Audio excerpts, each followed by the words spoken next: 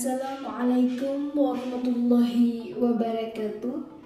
Perkenalkan, saya Nora Sandi. Saya Siti Rasuna. Kenalkan, nama saya Nisa Kaisara SPD. Kenalkan, saya Siti Farina Wandaliza SPD.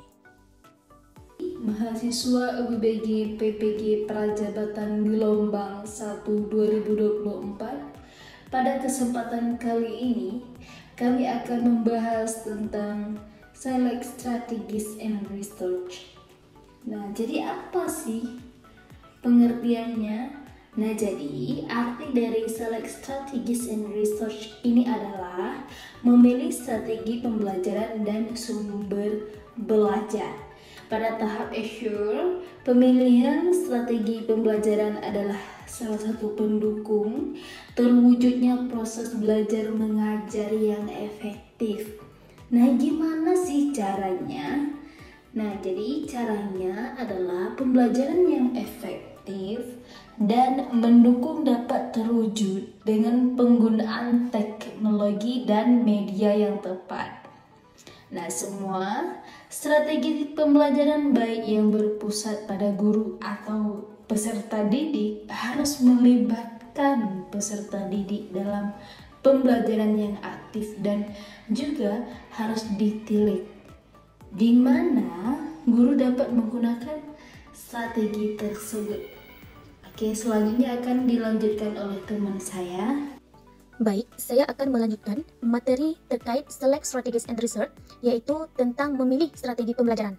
Menurut Marzano dan Health Lobower pada tahun 2012, mereka mengusulkan bahwa guru saat ini perlu menerapkan strategi pembelajaran yang melibatkan peserta didik dalam kegiatan yang membangun kognitif dan konatif keterampilan. Keterampilan kognitif ini mempersiapkan peserta didik untuk, yang pertama, menganalisis dan menggunakan informasi, yang kedua, mengatasi masalah dan isu yang kompleks, dan yang ketiga, menciptakan pola dan model mental untuk memperoleh pemahaman yang lebih dalam dan membangun pengetahuan baru. Di sisi lain, keterampilan kognitif mempersiapkan peserta didik untuk, yang pertama, itu ada memahami dan mengendalikan diri, dan yang kedua, memahami dan berinteraksi dengan orang lain.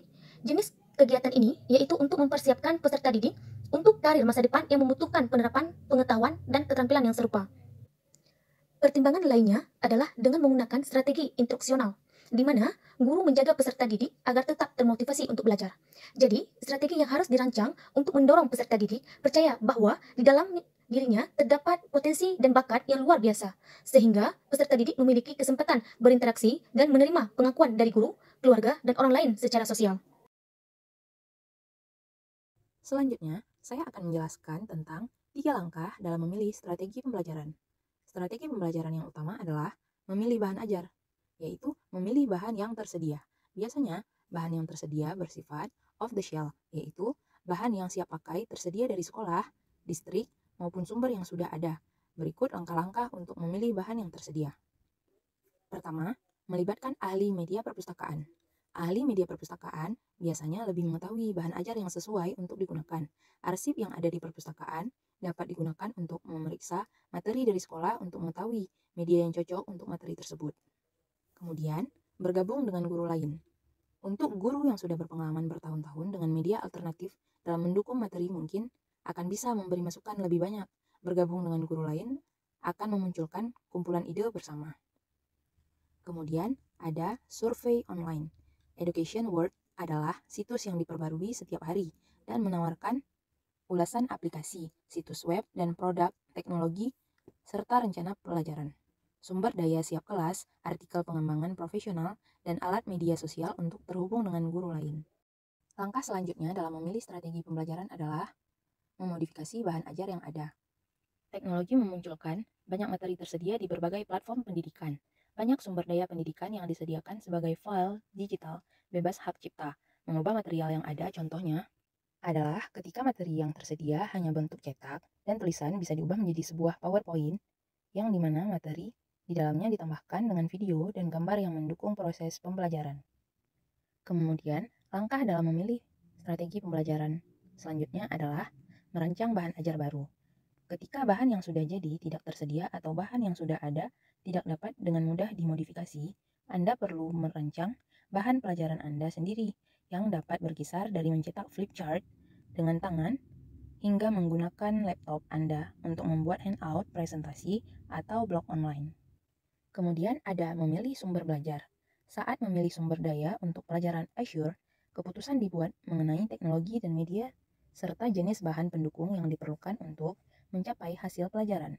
Selain memilih materi pendukung, guru seringkali perlu memodifikasi materi yang ada atau merancang materi baru untuk memenuhi tujuan pelajaran tertentu. Saya akan melanjutkan presentasi berikutnya, yaitu memilih sumber belajar. Saat memilih sumber belajar, keputusan dibuat mengenai teknologi dan media, serta jenis bahan pendukung yang diperlukan untuk mencapai hasil pembelajaran. Selain memilih materi pendukung, guru seringkali perlu memodifikasi materi atau merancang materi baru untuk memenuhi tujuan pembelajaran tertentu. Adapun pedoman dan alat yang mendukung yaitu teknologi dan media. Kemudian ada rubrik seleksi. Nah, teknologi dan media yang digunakan itu berupa apa? Nah, itu berupa permainan edukatif yang berbentuk latihan dan umpan balik yang relevan. Kemudian ada rubrik seleksi, di mana rubrik seleksi itu menyediakan prosedur sistematis untuk menilai kualitas teknologi dan media tertentu.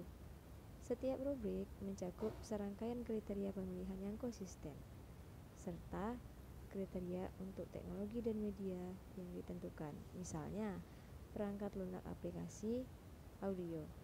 Nah, Anda perlu memutuskan kriteria mana yang paling penting untuk digunakan dalam membantu peserta didik Anda mencapai tujuan pembelajaran, yaitu kesesuaian dengan standar, hasil, dan tujuan.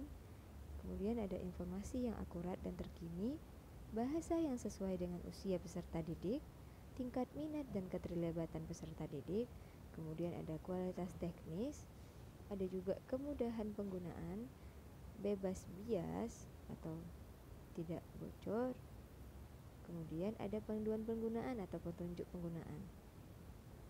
Sekian presentasi dari kelompok 3. Kami ucapkan terima kasih. Sampai jumpa di episode selanjutnya. Wassalamualaikum warahmatullahi wabarakatuh.